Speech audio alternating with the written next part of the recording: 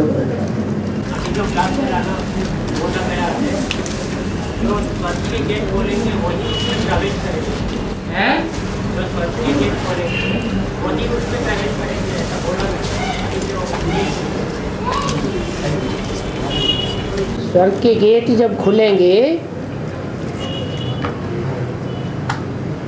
तो वही बच्चे उसमें प्रवेश करेंगे जो सच्चाई के लिए लड़ाई लड़ेंगे। लड़ाई के बगैर तो राजाई मिलती नहीं है।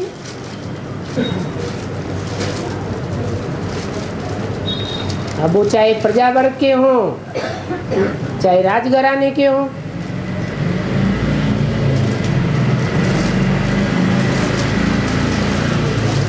इसलिए कहा जाता है gateway to heaven is Mahabharat.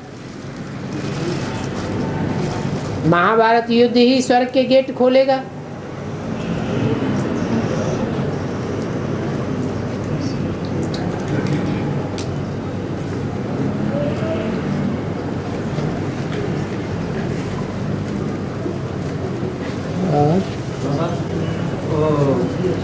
मक्का की यात्रा, रूहानी यात्रा एक ही है। रूहानी यात्रा और मक्का की यात्रा, मक्का की यात्रा।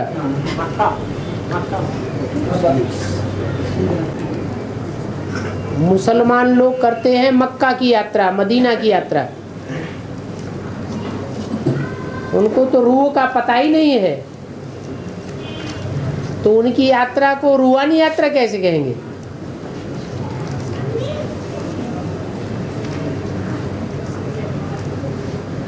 रूहानी यात्रा तो तभी हो जा सकती है जबकि पहले रूह को पहचाने और रूहानी बाप को पहचाने।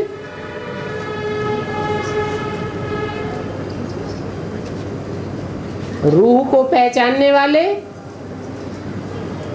वो ही होंगे जो रूह बने होंगे। रूह बने ही नहीं होंगे तो रूह को पहचानेंगे भी नहीं। बाप आते हैं, रूहानी बाप,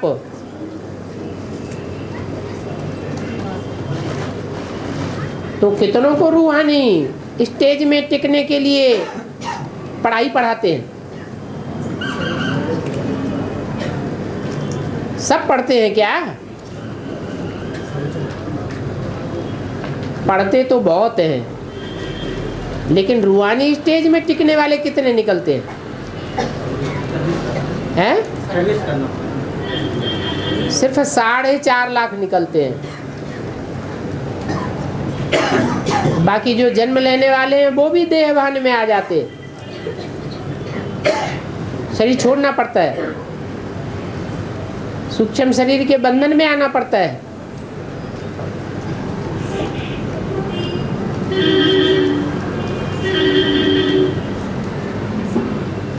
तो मुसलमानों की यात्रा में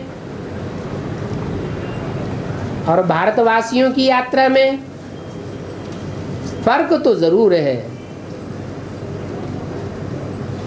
क्या फर्क है? लेकिन हैं दोनों ही एक प्रकार की यात्रा, देवभान की यात्रा है।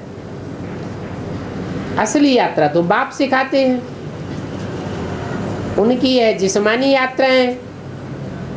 चाहे हिंदुओं का तीर्थों में जाना हो, चाहे मुसलमानों का मक्का मदीना में जाना हो, वो जिस्म को ले जाते हैं और हम रूह समझ करके रूह को ले जाते हैं।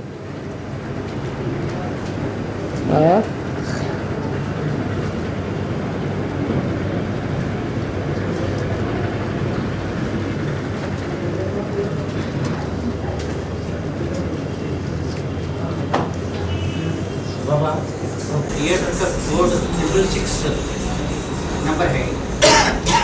थिएटर का कोड नंबर है, कोड नंबर 666 वो आपसे क्या होगा?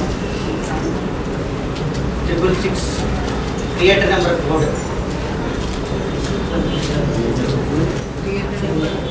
थिएटर का नंबर से देखा ईसाइयों का कुछ प्रोग्राम है, ईसाइयों का कुछ प्रोग्राम है बस। थिएटर नंबर 666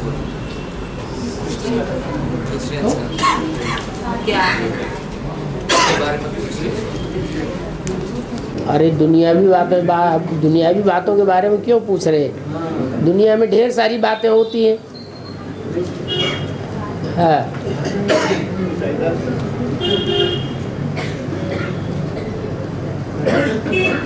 बाबा कन्या माता ही सरेंडर होते हैं, भाई तो नहीं।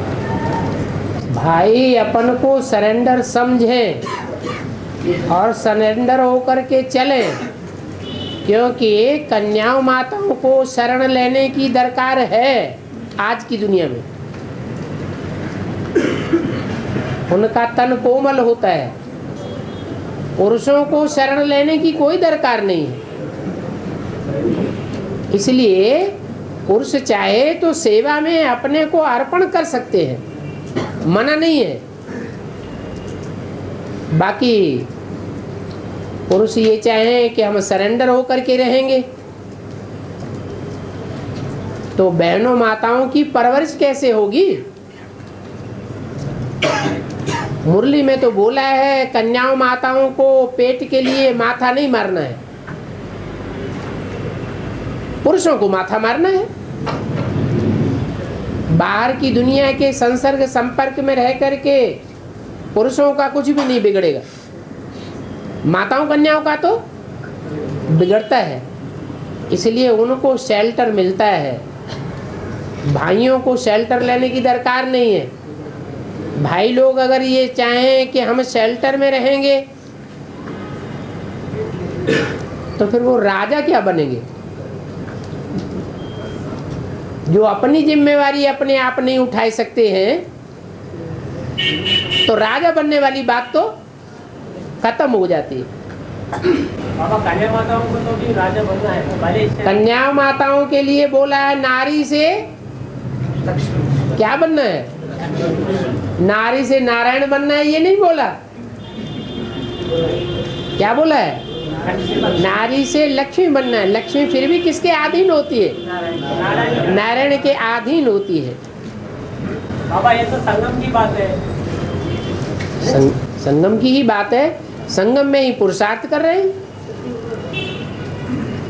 हाँ बाबा ये मधुवन वालों को मधुवन छोड़ना पड़ेगा, गीता पाठशाला वालों को गीता पाठशाला छोड़ पड़ेगा, और मिनी मधुवन में तो कन्या माता ही रहते हैं, पर भाई कहाँ जाए? गीता पाठशाला में भाई लोग जाते नहीं हैं। जाते हैं फिर जिनको गीता पाठशाला में क्लास करना होता है गीता पाठशाला में जाते हैं, वहाँ नहीं जाते हैं तो मिनी मधुवन में क्लास करने जाते हैं। कहीं न कहीं क्लास तो करते हैं। तो न मिनी मधुवन रहेंगे न गीता पाठशाला रहेंगे तो जाएंगे कहाँ? है कोई तो बुद्धि को ठिकाना मिला होगा ना। ट्रंक काल आवेगा, एक ही ट्रेन जावेगी। जो आदि में हुआ सो अंत में भी होगा। और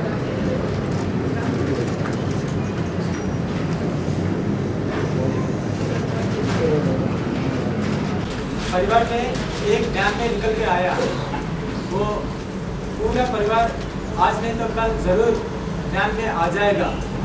बाप को जानेगा मानेगा, फिर पक्का बिजली की आत्मा बनेगा या ना बनेगा। परिवार बोले तो किसको कहेंगे बाबा?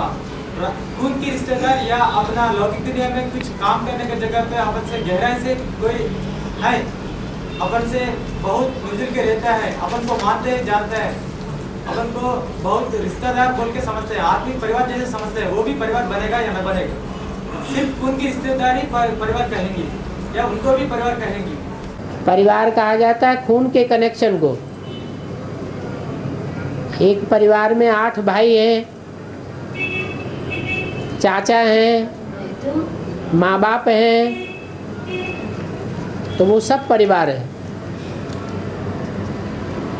इसलिए परिवार के जो भी भांति हैं वो सब ज्ञान में चलेंगे। क्यों चलेंगे? इसलिए चलेंगे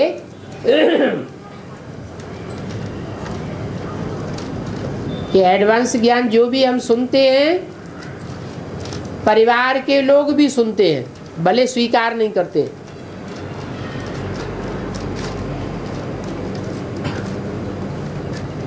सुनते हुए भी वो हमको स्वीकार करते हैं, परिवार से हमको धक्का देके निकाल नहीं देते। और दूसरे धर्म की आत्माएं जो तथाकथित ब्राह्मणों में भरी पड़ी है, वो क्या करते हैं? वो हमको धक्का दे करके निकाल देते हैं, हमको बिल्कुल स्वीकार ही नहीं करते। इसलिए वो आवेंगे परिवार के लोग, जब आवाज निकलेगा तो उनको आकर्षण हो जाएगा और वो नहीं आवेंगे। बोले तो अपन इतना लंबा समय पुरुषार्थ करते हुए भी पक्का 20 रूपी आत्मा का स्टेज में टिक नहीं पा रहे, फिर वो लोग अंत में आकर के कहाँ तक धारणा करके 20 रूपी आत्मा बनेगा? उन्होंने सुना तो है सब कुछ, अभी सुन रहे हैं कि नहीं? इतना अपोजिशन नहीं कर रहे हैं कि तुमको निकाल के घर से बाहर कर दें। अपने दिल में फिर भी तो जगह दी है ना, तो इसका अजूरा उनको ये मिलेगा कि भले राज परिवार में नहीं आवेंगे, क्योंकि राजयोग नहीं सीखा है, प्रैक्टिस नहीं की है, लेकिन प्रजा वर्ग में जरूर आ जावेंगे। और प्रजा तो ढेर के ढेर बनती है। बोले तो अपना परिवार भी जरूर ये सारा वृक्ष के 20 रूपी का स्टेज में जरूर आ जाएगा, मगर इतना नहीं बोल सकते अपन वो लोग भी राज परिवार में आते ही बोलते। राज परिवार में तो वो ही आवेंगे जिन्होंने राजयोग की प्रैक्टिस की है, जिन्होंने सिर्फ संदेश लिया है, फिर पढ़ाई नहीं पढ़ी है। परिवार को बात अलग है बाबा, अपना लौकिक दुनिया में काम करने का जगह पे, कुछ रहने का जगह पे अपन से गहराई से पहुंचा कोई, अपन को 24 घंटे में ज्यादा समय अपना ऊपर लगन लगाया, वो लोगों का हाल क्या है? उन लोगों का पाठ कैसा होगा? वो लोग 63 जन्मों का हिसाब से अपना शूटिंग का टाइम में अपन से मिलके फिर अपना बात मानते हुए भी बाबा का ज्ञान भी सुनते हैं, मगर उतना गहराई से नहीं पहुँचते, फिर उन लोगों का हाल क्या है?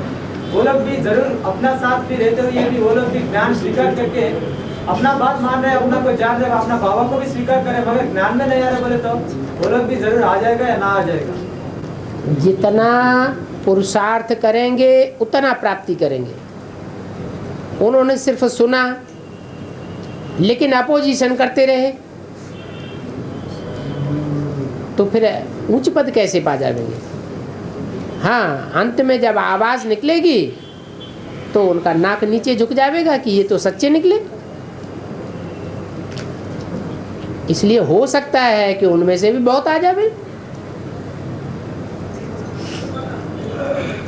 तो संदेश देने में कोई हर्जा नहीं, कोई भी हो संदेश तो देते ही रहना चाहिए। सिर्फ संदेश मात्र देने से प्रजा बनती है, और प्रजा तो ढेरों की ढेर बनती है। राज परिवार में आने वाले बहुत थोड़े होंगे और प्रजा वर्ग में आने वाले ढेर के ढेर होंगे। धर्म विभिन्नता जो होता है बाबा, द्वापरिक से शुरू होता है, द्वापरिक से शुरू होता है धर्म का विभिन्नता, डिफरेंस। धर्म का अपना अपना धर्म में चले जाना, अपना अपना धारणा को फॉलो करना, अपना अपना राजा ही चला देना, अपना ही बात मान लेना बोल के, ऐसा नव धर्म वाला ऐसा होता है, तना का समय वो बीज बैठ जाता है हिंदू धर्म वाला, फिर इस तरफ इस्लाम धर्म वाला ऐसा, बौद्ध धर्म वाला ऐसा, नव धर्म वाला बीज रहता है अपना। अभी संगम युगी शूटिंग टाइम में रुद्रमाला आत्माओं से ही होता है बीज। फिर वो लोग एक एक धर्म को समान रूप में अपन डिवाइड करना चाहिए, या बड़ा या छोटा बीज ऐसा बोले तो ज़्यादा हिस्सा बीज या छोटा हिस्सा का बीज बोल के ऐसा डिवाइड करना चाहिए। बोले तो नव धर्म को अपन 2,25,000 का बीज पड़ा हुआ है इधर रुद्रमाला का अंदर, फिर एक एक धर्म को अपन डिवाइड करेंगे तो एक एक धर्म को 25,000 का बीज होना चाहिए। ऐसा उस हिसाब से बोलना चाहिए या ना बोलना चाहिए? क्या कहना चाहते हैं? क्या कहना चाहते हैं, समझा किसी ने? बाबा अगर उनको समान हिस्सा देना है हर धर्म समान हिस्सा हर धर्म समानता में कैसे आ सकता है? क्रिश्चियन धर्म की फॉलोअर्स सबसे जास्ती होते हैं और सिख धर्म के फॉलोअर्स बहुत थोड़े होते हैं, तो समानता कैसे हो सकती है फॉलोअर्स की? संगम में जो रुद्रमलात्मक का बीज जो होता है पूरा धर्म वाला का बीज है, सब धर्म का 9 धर्म का बीज है ना बाबा। हाँ जी। फिर समानता होना चाहिए संगम में, हर एक धर्म का बीज, एक धर्म वाला बीज कम 2000 रहना चाहिए और इस्लाम धर्म का बीज अपन को 10,000 रहना चाहिए, ऐसा अलग अलग नहीं है ना। दुनिया में मुसलमानों की और क्रिश्चियंस की संख्या ज़्यादा हो गई और सिखों की संख्या कम रह गई। कारण क्या हुआ? नहीं, सिखों में एक नारी सदा ब्रह्मचारी, विचार ज़्यादा नहीं पनपा, इसलिए उनकी जनसंख्या कम हो गई। और मुसलमानों में क्रिश्चियंस में विचार जास्ती पनपता है, इसलिए विकारों में नयापन होने के कारण जनसंख्या जास्ती बढ़ जाती है। तो जैसे वहाँ होता है वैसे यहाँ भी होता है।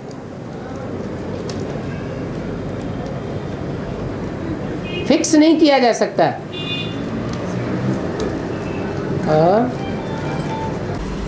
विनाश, सारा विश्व का विनाश वाला प्रज्वलित होता है। यहाँ राजेश राशि में अविनाशी रुद्रज्ञान एक कुंड से ही विनाश वाला प्रज्वलित होता है। इसका भेद में क्या बाबा, सब लोग ऐसा भटक जाते हैं कि अपना अपना धर्म में, अपना अपना जगह पे, अपना अपना घर को, या उनका संकल्पों का दुनिया को विनाश करके बाबा का धर्म को पालन कर देते हैं। आप मुए मर गई दुनिया। 76 में विनाश की घोषणा की तो क्या मर गई दुनिया?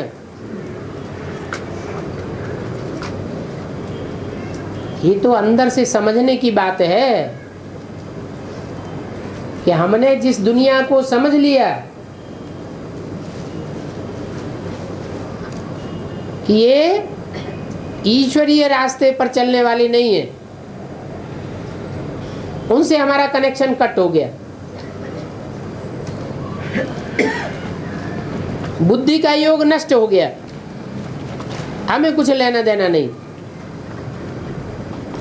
हमारा लेना देना उनसे है जो बाप के बच्चे बनते हैं, बाप को पहचानते हैं। तो यहीं से ही विनाश की शुरुआत हो जाती है।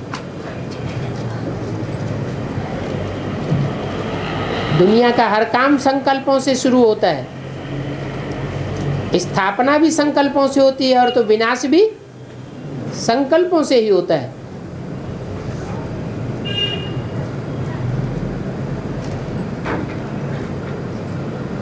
हर चीज पहले सूक्ष्म रूप धारण करती है, बाद में स्थूल रूप धारण करती है।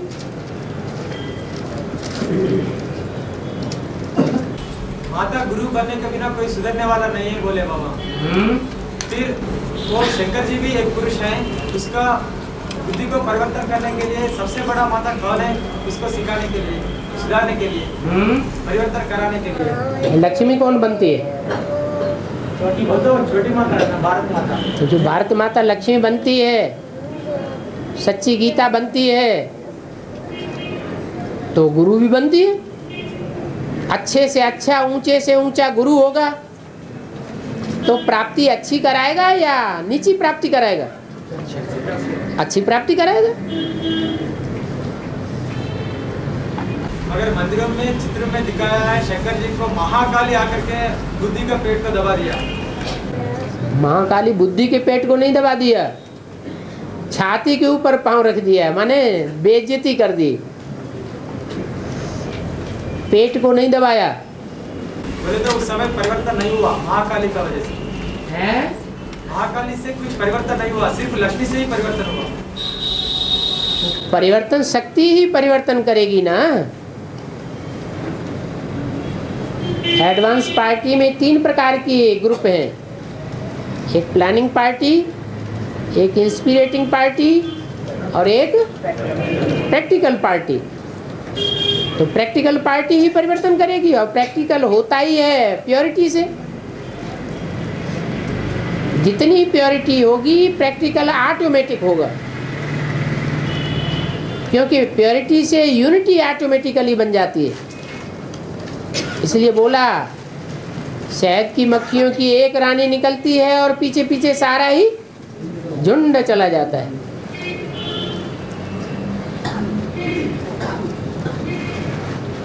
और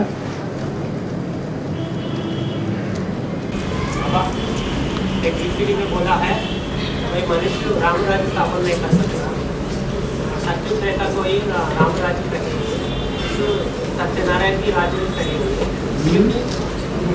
जो सत्युग में जो लक्ष्मी नारायण बनते हैं वही नंबर 1, त्रेता में लक्ष्मी नारायण बनते हैं।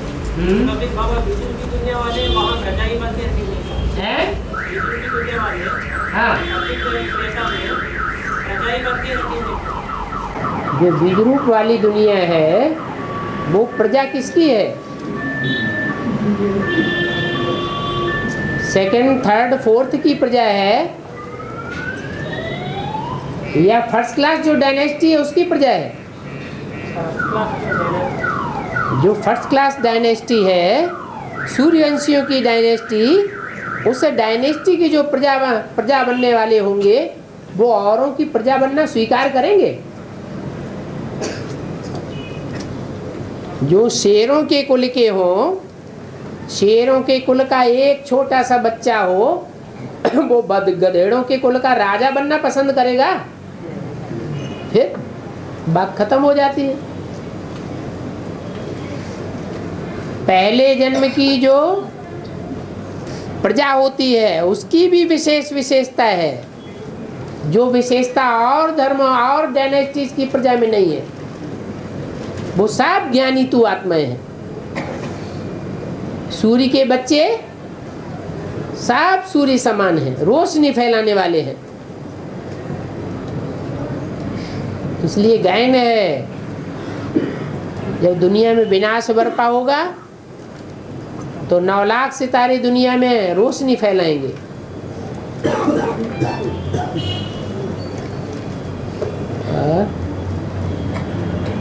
बाबा स्थूल में परमधाम,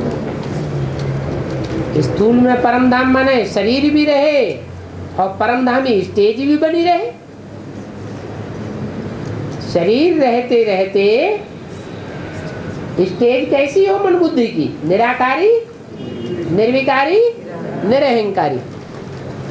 देह का कोई अहंकार नहीं, देह की कर्मेंद्रियों में कोई विकार न भासे, कर्मेंद्रियां शीतल अनुभव हो, वही परमधाम की स्टेज है।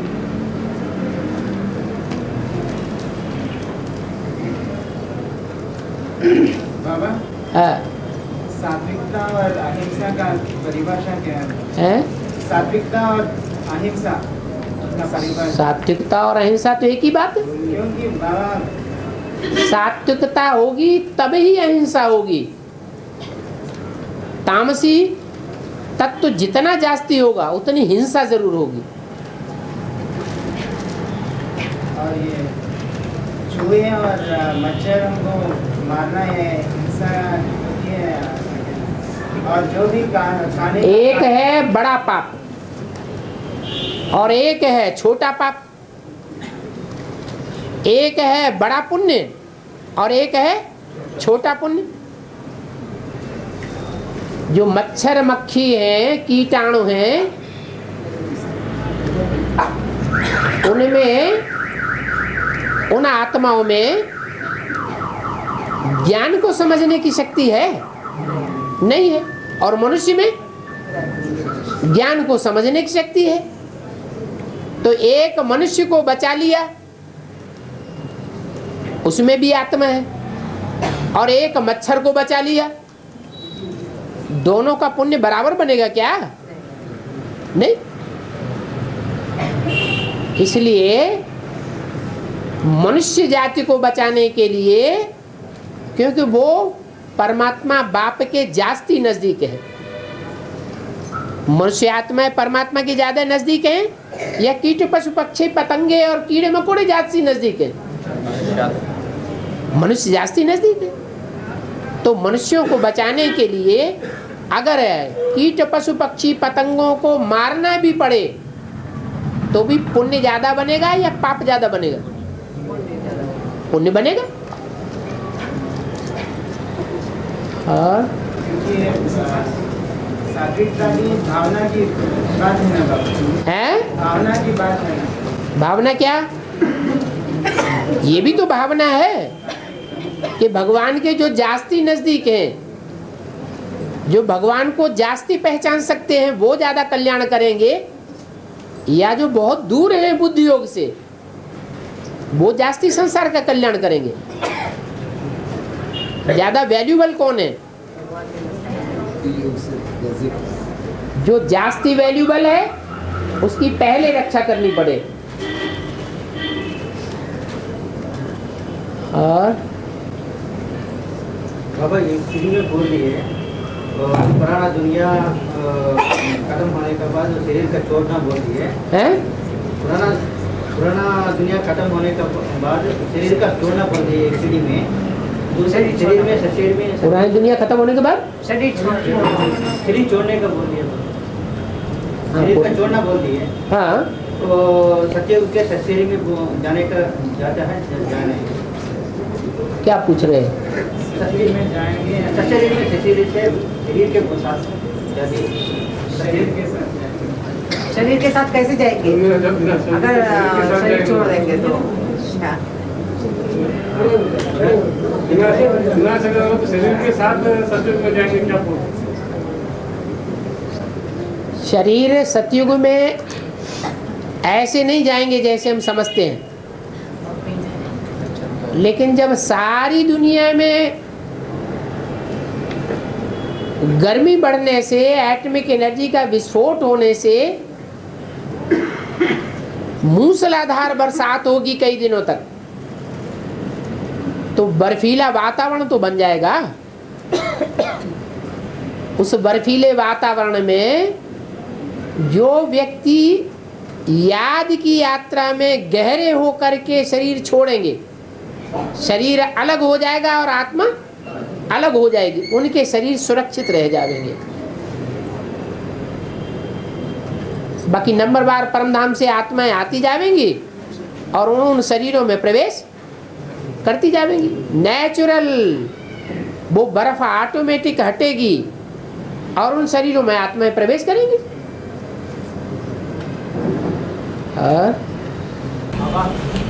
पिछले बार तो पूछा गया महाभारत में देखा है तो कृष्ण ने अर्जुन को गीता सुनाई। जब रणभूमि में गए तो ये गुरुओं को, पिताओं को, भाइयों को देखकर विवश होकर के कहा मुझे राजू नहीं चाहिए, राजा ही नहीं चाहिए। तब कृष्ण ने गीता सुनाई। क्योंकि मैं पूछा था बाबा ये यदि की आदि की बात है या दोबारा जन्म लेकर सृष्टि में गीत नवंबर को आया उसकी बात है? तो बाबा ने कहा जो यदि की है सन 36 में उस समय की बात है। अगर वहाँ तो कृष्ण और अर्जुन का तो मृत्यु नहीं लिखा है, वहाँ तो एक पिता शरीर छोड़ सकता है। अगर शास्त्रों में शुरू में दिखाया तो इधर सूक्ष्म में होना चाहिए। शास्त्रों में, मंदिरों में या जहाँ भी जो यादगारें बनी हुई हैं वो संपूर्ण रूप की यादगारें हैं या अधूरे रूप की यादगारें हैं? हैं? आटा में नमक मिसल सच्चाई है कहा। हाँ, आटे में नमक मिसल सच्चाई है, लेकिन जो भी सच्चाई है वो कहाँ उठाई गई है? संगम में भी किस समय से उठाई गई है? शास्त्र जो है वो परिपक्व स्टेज में जब बनते हैं द्वापर के आदि में, तो संपूर्ण स्टेज के शास्त्र हैं या अपूर्ण स्टेज के हैं? अपूर्ण स्टेज के। संपन्न स्टेज जब बनी है तब चित्र भी बने हैं, मूर्तियां बनी हैं और शास्त्र भी बने हैं। शुरुआत में शास्त्रों में भी सच्चाई थी, बाद में उनके इंटरप्रिटेशन होते होते बात बदल गई।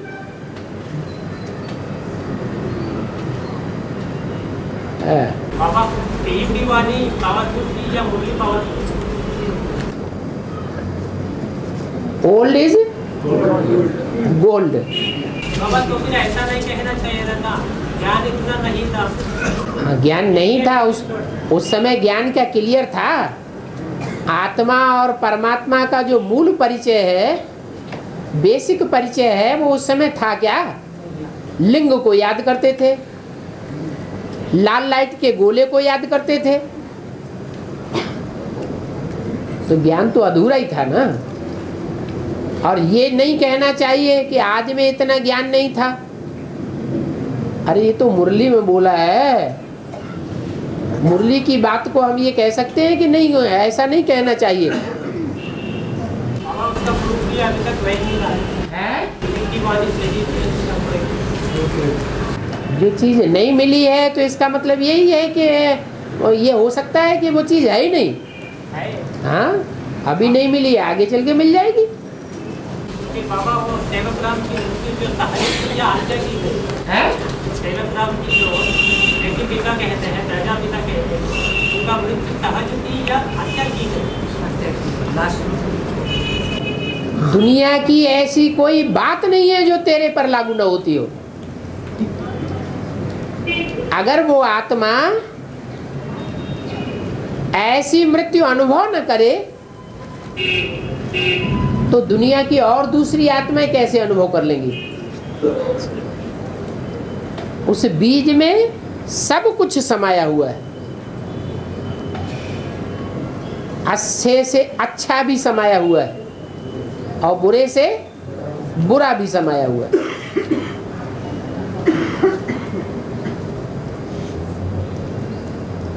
और बाबा मुरली में बोला है, दास को भी गायब कर दिया, उनका चित्त भी गुमराह कर दिया। तो फिर क्या हुआ? बाबा उनका मृत्यु कराची में हुई थी या दिल्ली हैदराबाद में हुई थी या कलकत्ता में? कराची में तो बाद में पहुंचे हैं सारा संगठन। जब कराची पहुंचे हैं तब मुरली निकलना शुरू हुई। उससे पहले बाबा मुरली चलाते नहीं थे। उससे पहले सिंध हैदराबाद में ही संगठन था, उसका नाम था ओम मंडली। ब्रह्मा और ब्रह्मा कुमारी विद्यालय का नामकरण और सूत्रपात सन 47 के बाद हुआ है। तब विचार बनाया कि यहाँ से ट्रांसफर करके इंडिया में ले जाएं। इंडिया में ही ब्रह्मा की मान्यता है, पाकिस्तान में ब्रह्मा को कोई मानने वाला नहीं है।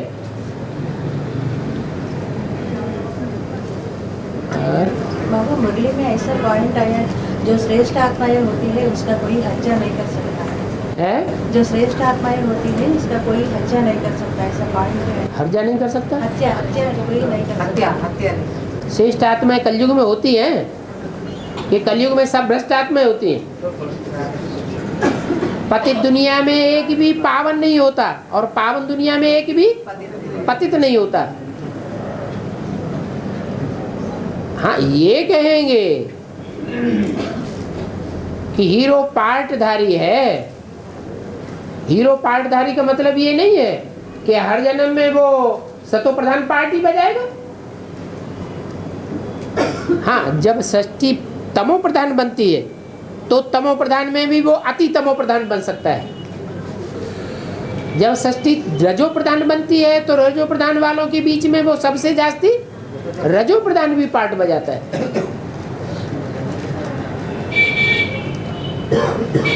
बल्कि यूं कहें कि शुरुआत भी उसी से होती है। जो पहला ब्राह्मण सो पहला देवता, सो पहला क्षत्रिय, सो पहला वैश्य, सो पहला शूद्र। और बाबा ऐसा क्या कौन सी कारण था उनका हत्या करने? हाँ? ये भी कोई बात हुई? जब राजाएं बने हैं पूर्व जन्म में और वो राजाएं कोई श्रीमत के आधार पर तो बने नहीं है द्वापर कलयुग में। आखिरीन तो मनुष्य मत और मनमत के आधार पर राजाएं बने ना। तो पाप कर्म तो करते थे ना राजाएं, अहंकार में आकर के। तो उनके हिसाब किताब किसी के साथ ऐसे नहीं बन सकते। राजाएं तो कितनी हत्याएं करा देते थे।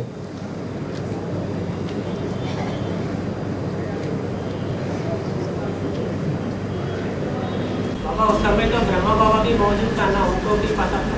हाँ, लाश कैसे गायब हो गए? क्या? ब्रह्मा बाबा और गीता माता भी थी। हाँ, हाँ। तो फिर उन दोनों के पता चले हुए लाश को कैसे गायब कर दिया? कैसे गायब कर दिया? माने ब्रह्मा बाबा विरोधी खेमे में नहीं थे? हैं? ब्रह्मा बाबा और बड़ी माँ जो महाकाली का पार्ट बजाने वाली है, वो विरोधी खेमे में नहीं थी। हाँ। बाबा उसका तो प्रूफ नहीं है ना, विरोधी के हैं? विरोधी थे वो लोग, उसका प्रूफ नहीं। क्यों? सन 42 में शरीर छोड़ने के बाद यज्ञ की संचालना किसके हाथ में रही?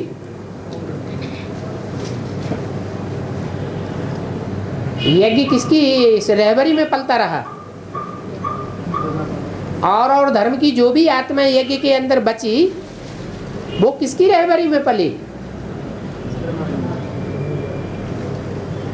जिनकी रहबरी में पली वो सब विरोधी ही तो थे। जो राम संप्रदाय थे वो आदि में ही चले गए। ब्रह्मा बाबा को सहनशीलता का स्वरूप मानते हैं। ब्रह्मा बाबा में सहनशीलता नहीं थी और राम वाली आत्मा में सामना करने की शक्ति नहीं होती। ये तो शिव प्रवेश करता है और शिव प्रवेश करके उनसे कराता है। अगर उनमें इतनी सहनशीलता होती तो 63 जन्मों में ही ऐसी सहनशीलता का पाठ बजा दिया होता और संगठन खड़ा कर लिया होता।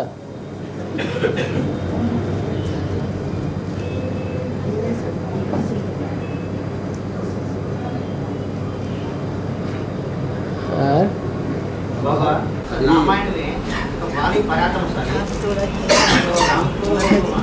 हम थोड़ा ऐसा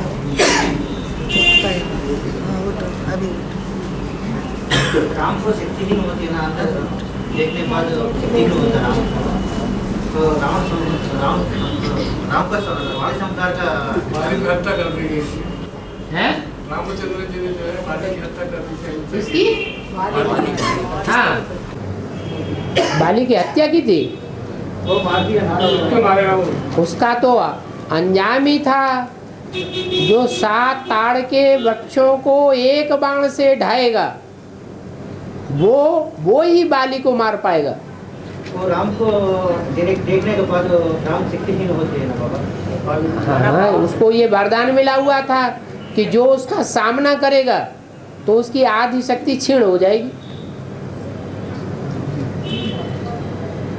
तो फिर क्या बेवकूफी है कि सामना करके उसे मारना? राम तो भगवान थे। वो भगवान थे, राम भगवान थे, उसमें प्रवेश करने वाला शिव भगवान था। प्रवेश करने वाले का पाप पुण्य बनता है या शरीरधारी का पाप पुण्य बनता है? भूत प्रेत प्रवेश करते हैं तो भूत प्रेतों का पाप पुण्य बनता है या जिसके शरीर से पाप पुण्य कराते हैं उनका बनता है? शरीरधारी का बनता है। और बाबा सभाओं में बाप दादा का पर्सनल मुलाकात बच्चों से एक मतलब क्या है बाबा?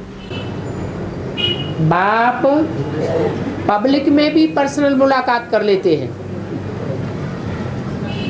माने एक का पोता मेल तो बाप के पास है ना। तो बाप किसी के पोता मेल के आधार पर कोई बात ऐसी गुप्त कह देता है जो उसी बात को उसी व्यक्ति को पहचान में आती है, समझ में आती है और दूसरों को समझ में ही नहीं आती। तो पब्लिक के बीच में पर्सनल मुलाकात हो गई।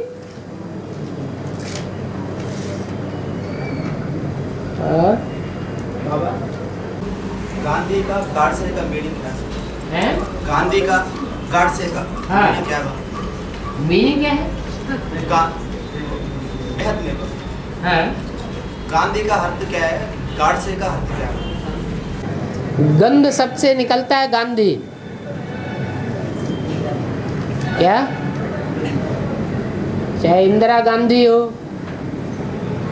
चाहे महात्मा गांधी हो, और वो है गाडसे।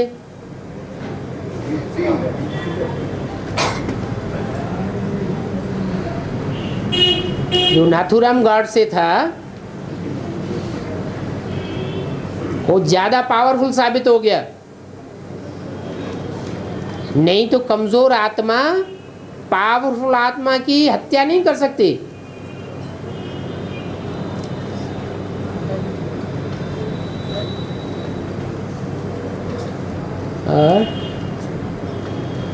बाबा कहते हैं ना, शरीर धारण करके सादा देकर अपने साथ ले जाओ।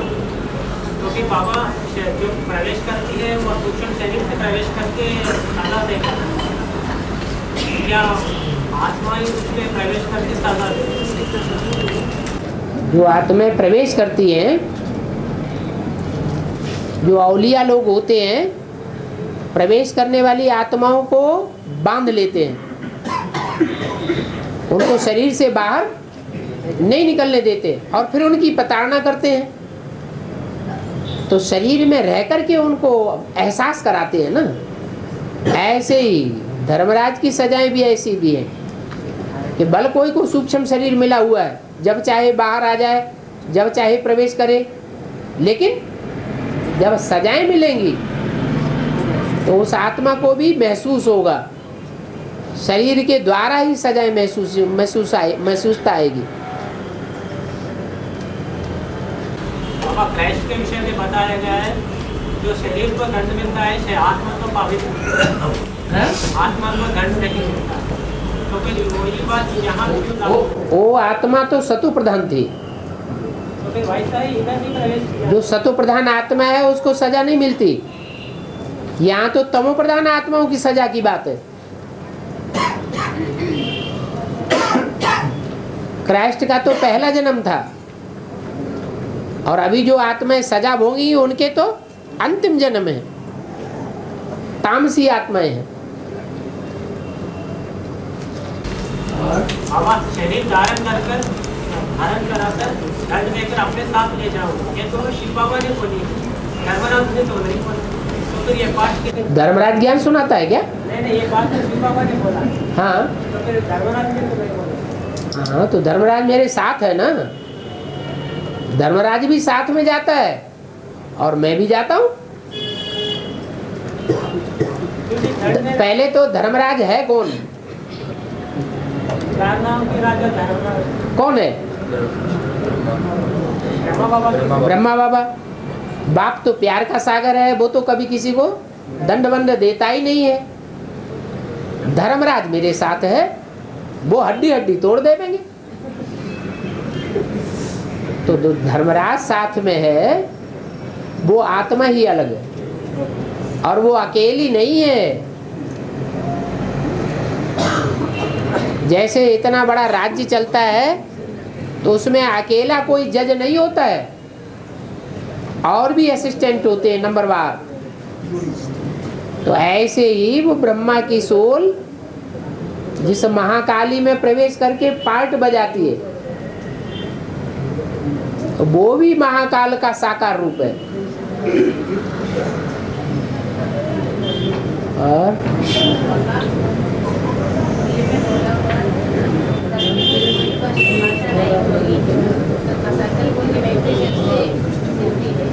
कोई भाषा नहीं होगी ऐसा नहीं बोला।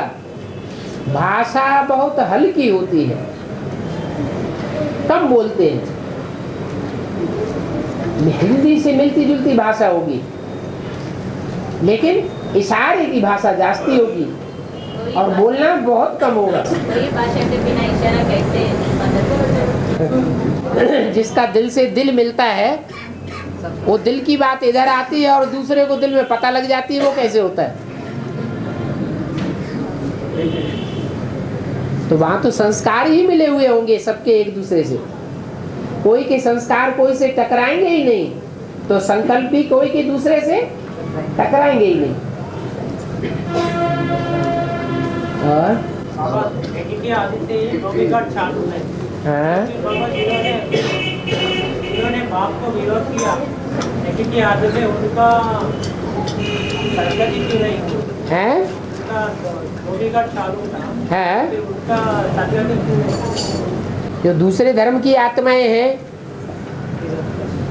वो उस धोबी घाट की बात को जहाँ पहचानेंगे है, वो तो नहीं पहचानेंगे, तो विरोध ही करेंगी ना। है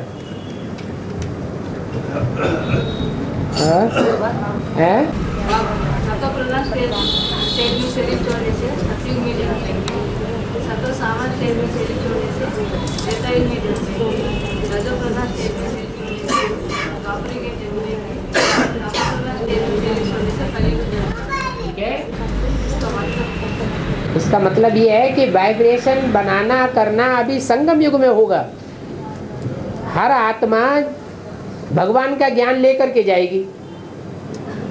सबकी सदगति करने वाला एक है या दो चार हैं?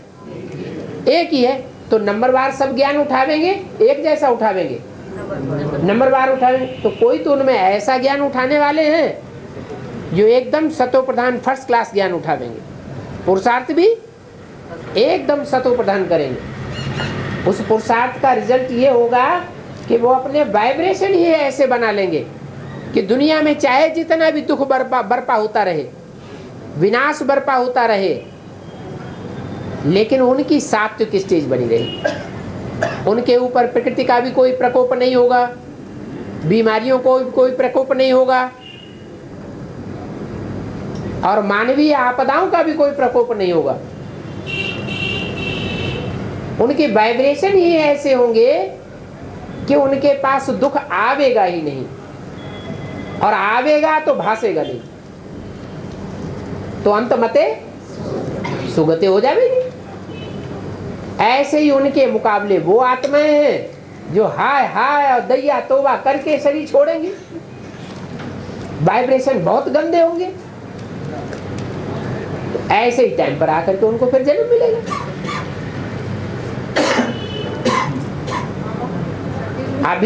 अभी टाइम है अपने को कन्वर्ट करने का,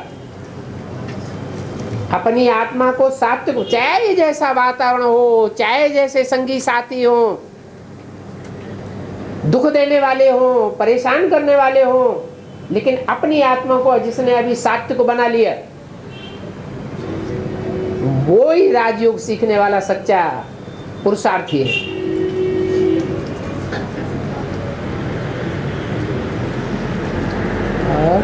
बाबा अभी बोला देखो, विनाश के बर्पा से टाइम में आत्मिक स्थिति में जो शरीर छोड़ता है, उसी टाइम में परमधाम से आत्मा आती है जाती है ना, वो आती है जाती है, प्रवेश करती है ना आत्मा। हाँ। तो शरीर छोड़ने के बाद आत्मा अलग हो विनाश के टाइम पर प्रवेश नहीं करेंगी। नहीं, बर्पा में जो शरीर छोड़ दिया ना आत्मिक स्थिति में, आत्मिक स्थिति में जो शरीर छोड़ेंगे वो सूक्ष्म वतन में इकट्ठे होते रहेंगे। नहीं, बर्पा में पड़ा हुआ सो बर्फ में पड़े हुए हैं, वो पड़े हैं, लेकिन उनकी आत्माएं तब तक सूक्ष्म वतन में इकट्ठी रहेंगी जब तक 500 करोड़ की दुनिया का विनाश न हो जाए। उस आत्मा में तो उस शरीर में कौन सा आत्मा प्रवेश होता है? ऊपर से आने वाला है जाने वाला है, उसमें आत्मा में प्रवेश होता है। बर्फ के अंदर, बर्फ के अंदर थोड़ी प्रवेश होता है। बर्फ में जो शरीर पड़ा हुआ है, शरीर पड़ा हुआ, हाँ, जिनका शरीर है उनका ही आत्मा प्रवेश करेगा या अलग आत्मा। वो तो हिसाब बना हुआ है, जिनके शरीर सुरक्षित होंगे उनमें ही आत्मा का प्रवेश होगा, जिनके शरीर सुरक्षित होंगे ही नहीं उनमें प्रवेश क्यों होगा? वो आत्मा को कैसे पता है कि वही शरीर उसका है? ये कह रहे हैं। अरे 500 करोड़ आत्माएं ऊपर से नीचे उतरती हैं, उनमें संस्कार भरा हुआ है ऑटोमेटिक। अपने टाइम, जैसे बीज है 12 महीने होते हैं, वो बीज अपने टाइम पर ही उगता है। वो बीज अपने टाइम पर ही क्यों उगता है? जब समय की सुई घूमती है, वैसा मौसम आता है, तभी उस आत्मा को उतरना है, उसमें संस्कार भरा हुआ है। ऐसे थोड़े कि परमधाम में बैठ करके सोचते हैं कि मैं जाऊं। या शिव बाबा वहां सोचता है कि मैं जाऊं? नहीं, शिव बाबा में अपने ज्ञान सुनाने के जो संस्कार भरे हुए हैं, अपने टाइम पर वो स्वतः ही आता है। ड्रामा में बंधा हुआ, मैं भी ड्रामा के बंधन में बांधा हुआ हूं। ऐसे ही 500 करोड़ आत्माएं भी ड्रामा के बंधन में बांधी हुई है।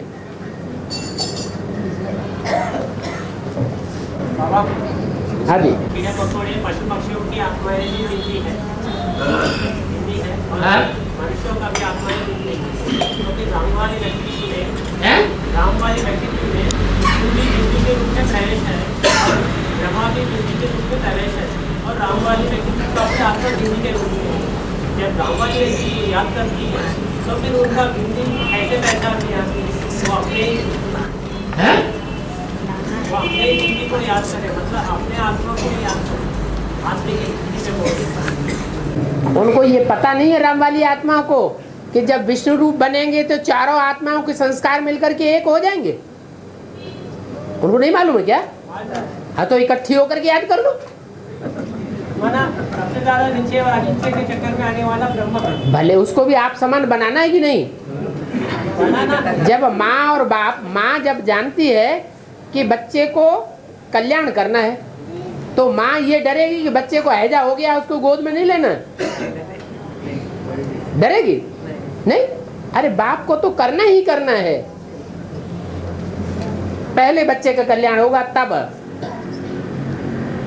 एक मुरली पॉइंट है, सेवा में लगे रहते थे उन बच्चों को भी मैं देख कर ही याद करता हूँ बाप की बात। तो फिर उसी प्रकार जो राम वाली व्यक्ति अपने आत्मा को कैसे पहचानते, तीनों ही बिंदी के रूप में समाये हुए एक ही शरीर। तो फिर बाबा ने कहा है आज को पहले अपने शरीर से लगाओ। अपने शरीर से लगाव नहीं होता है, पहले अपनी आत्मा से ही लगाव होता है। प्यार की बात। हाँ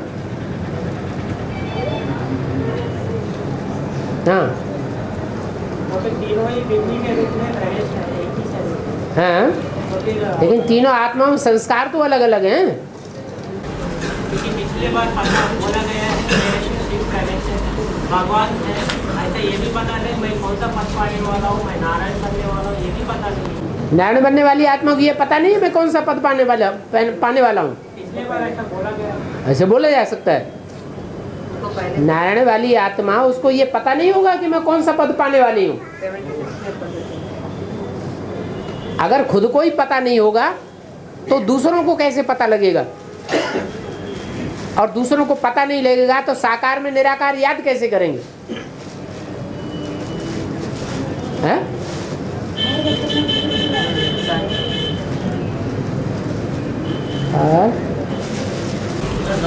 साक्षात्कार के आधार से पता चला है क्या?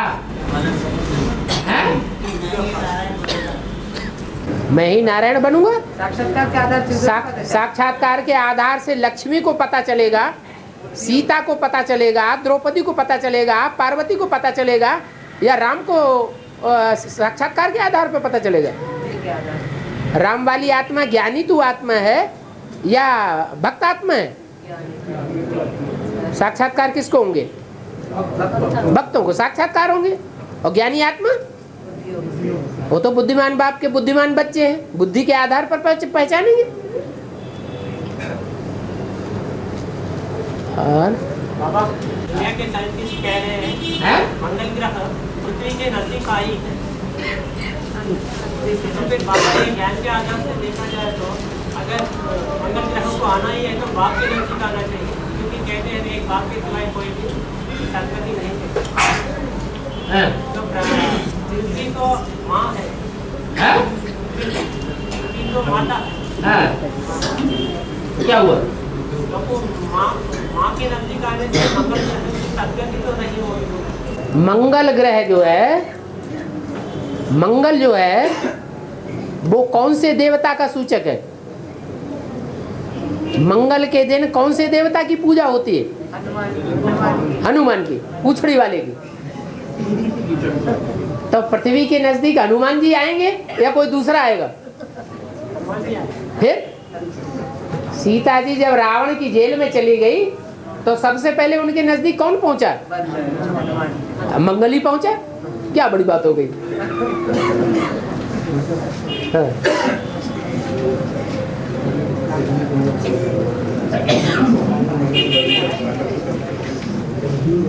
बाबा हाँ। 76 में जिन्होंने 3 भाइयों ने बाप को प्रत्यक्ष किया, फिर थोड़ी देर के बाद विरोधी बने, कोई सहयोगी बनेंगे क्या? जो आदमी,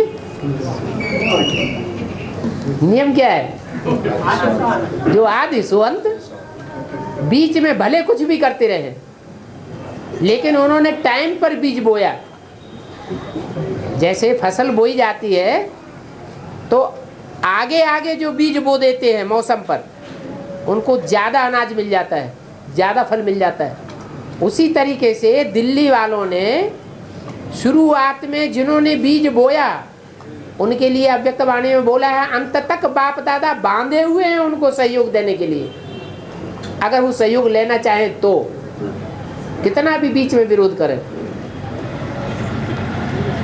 हमारी पाठशाला वाले है ये पाठशाला क्यों दिल्ली वालों के लिए खास क्यों कहा गया? दिल्ली वालों के लिए कहा गया? दिल्ली वालों के लिए कहा गया? खास क्यों कहा? अरे शुरुआत में सहयोग किसने दिया? जो पहले सहयोग दे उसका ज्यादा वजन है कि जब सैकड़ों निकल पड़े तब सहयोग दिया, उनका ज्यादा वजन है? भारत जब नीचे पड़ा हुआ है सीढ़ी में, कांटों की सैया पर कोई उसको भीख देने वाला नहीं है, और उन विदेशियों ने आकर के उसको भीख दे दी, तो एहसान मानना नहीं चाहिए। अब विदेशी बाप को प्रत्यक्ष करते हैं, तो फिर ये आश्चर्य होंगे कि आश्चर्य होंगे तो आखिरी जन्म का कितना खड़ा होगा?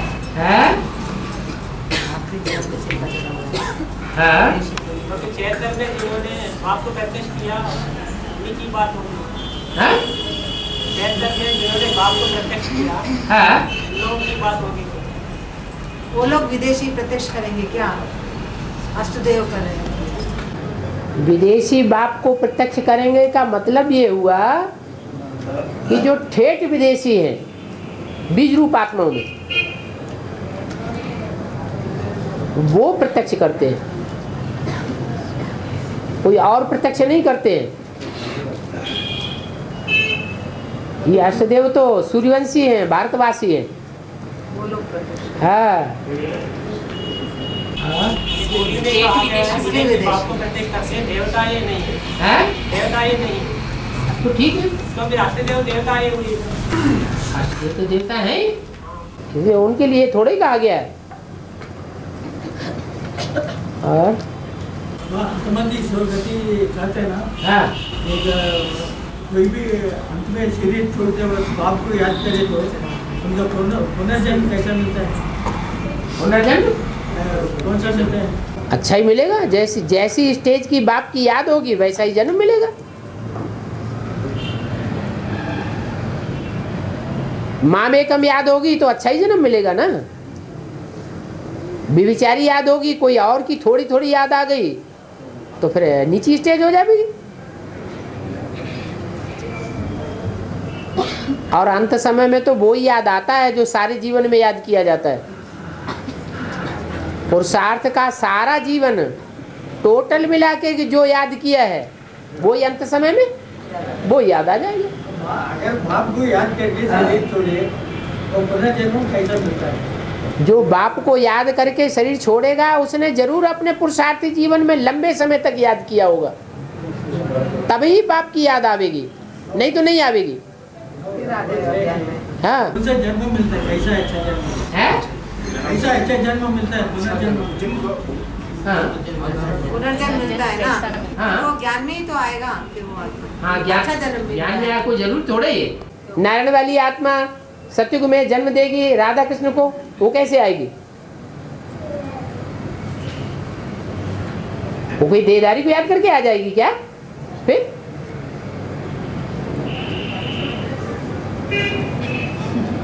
याद में भी मिक्सचरिटी होती है, परसेंटेज में होती है। और बाबा सूर्यवंशी की 12 श्लोक में तो पूरे 8 धर्म के पूर्वज है 8 में, और बाकी 4 कौन से धर्म के हैं? वो तो बता दिया ना। और धर्मों के जो बीज हैं वो बाप को प्रत्यक्ष करते हैं, लेकिन वो विनाशकारी ग्रुप में चले गए। क्या? स्थापना के ग्रुप में नहीं आए, पालना के ग्रुप में भी नहीं आए।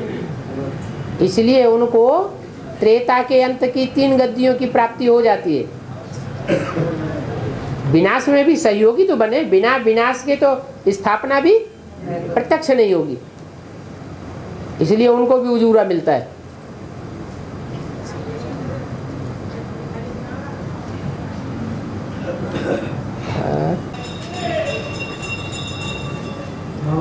पाप में पाप बढ़ाने में बाबा रहम करने के लिए आया, फिर वो पाप बढ़ाने के लिए कौन सा चैतन्य आत्मा को बाबा ने चुनाया गया इस सारे विषय में? पाप बढ़ाने के लिए चैतन्य आत्माओं को बाबा ने नहीं बढ़ाया। चैतन्य और दूसरी आत्माएं तो पाप बढ़ा ही नहीं सकती, क्योंकि वो उतनी शक्तिशाली नहीं है। बच्चे बच्चे ही होते हैं और बाप बाप ही होता है। तो बाप में इतनी ताकत है कि इतनी तीव्र गति से पापों की दुनिया को वाइब्रेशन में इतना तीव्र गति से ले जाए कि ज़्यादा लंबे समय तक रखड़ते न रहे, जल्दी से वो दुनिया खलास हो जावे। इसलिए बोला पाप में पाप बढ़ाने का रहम करने आए। बाबा ने पंतत्व को ऐसा कहा गया, कोई एक जैसा भी हो, एक विकार में ज्यादा गहराई से पहुंचने से पंतत्व ज्यादा बढ़ जाएगा। ज्यादा विकार एक से ही जुड़ेंगे तो ज्यादा पतित बन जाएगा। फिर व्यभिचार को ऐसा कहा गया, अनेकों का साथ सागर जुड़ेंगे तो व्यभिचार बन जाएगा। व्यभिचारी ज्यादा विकारी माना जाता है या व्यभिचारी ज्यादा विकारी माना जाता है? व्यभिचारी जो है वो कुत्ते का मिसाल कहा जाता है उसका। फिर बाबा ने तो पत्तों को पावन बनाने के लिए आया ना। हाँ। फिर व्यभिचारों को बोल के ऐसा नहीं कहा गया। तो व्यभिचारी होते हैं वो ज्यादा पतित बनते हैं ना। भारत के राजाएं ज्यादा पतित बने हैं या विदेशों के राजाएं ज्यादा पतित बने? ज्यादा व्यभिचारी बने हैं उन्हीं को वही ज्यादा पतित बने। उन पतितों को पावन पहले बनाता है।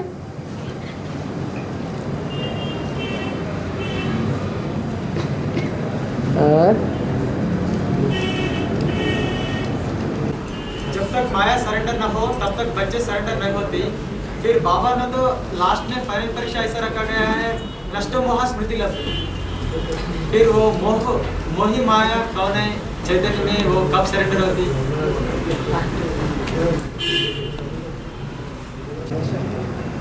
माया में भी कोई मायावी पार्ट बजाने में भी कोई बीज रूप आत्मा होगी या नहीं होगी?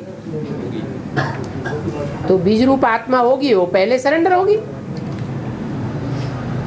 क्योंकि जब एडवांस ज्ञान शुरू हुआ तो उस समय भी तो शूटिंग की होगी उसने पहले सरेंडर होने की है? जो पहले सरेंडर होता है वो अंत में भी पहले तन से सरेंडर हुआ, मन से सरेंडर नहीं हुआ, और अंत में मन बुद्धि से सरेंडर होगा।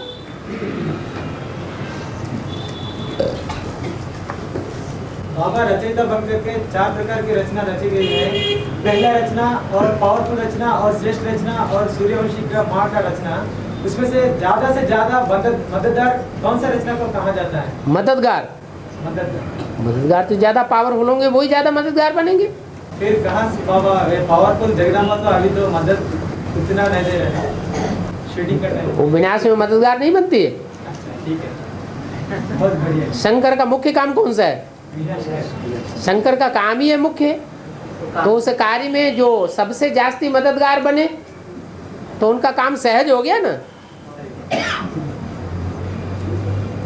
विनाश होता है इम्प्योरिटी से, पवित्रता से होती है स्थापना और पालना, और इम्प्योरिटी से होता है विनाश। तो दोष भी नहीं लगा और काम भी पूरा हो गया, तो शुक्रिया करना चाहिए ना।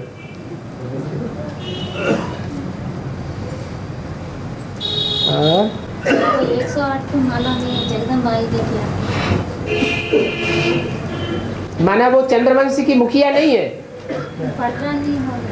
पटरानी है, तो जो पटरानियां बनती हैं वो दूसरे धर्म से कनेक्टेड हैं।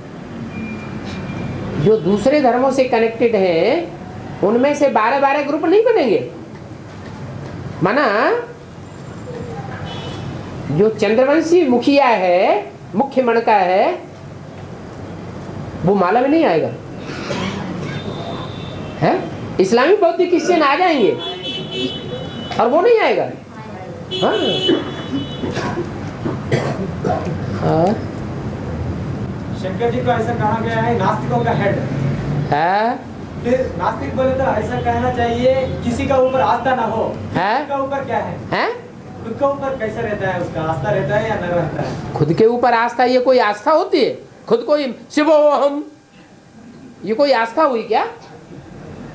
कोई खुद को भगवान समझ करके बैठ जाए तो हिरण्यकश्यप हुआ अनास्था वाला हुआ या आस्था वाला हुआ? तो हिरण्यकश्यप हो गया। ऐसा बन जाएगा क्या बाबा? है? अंत में ऐसा बन जाएगा क्या? राम ही रावण होता है ये नहीं बोला है? बोला है। वो क्या पार्ट तुम बजाओगे?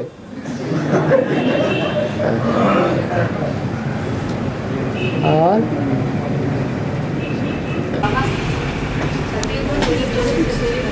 हाथ उठा। हाँ, शरीर कैसे होता है? यहाँ जल जाता है, मिट्टी में मिल जाता है, खलीज। वहाँ ऑटोमेटिक पहले से पता लग जाता है कि अब शरीर छोड़ना है, सागर के किनारे चले जाते हैं। शरीर छोड़ा और सागर की लहर आई उठा ले गई। चल